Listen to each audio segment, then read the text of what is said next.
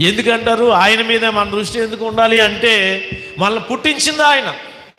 ఆయన మనల్ని పుట్టించుండకపోతే మనం ఎవ్వరం జీవించి ఉండేవాళ్ళం కాదు.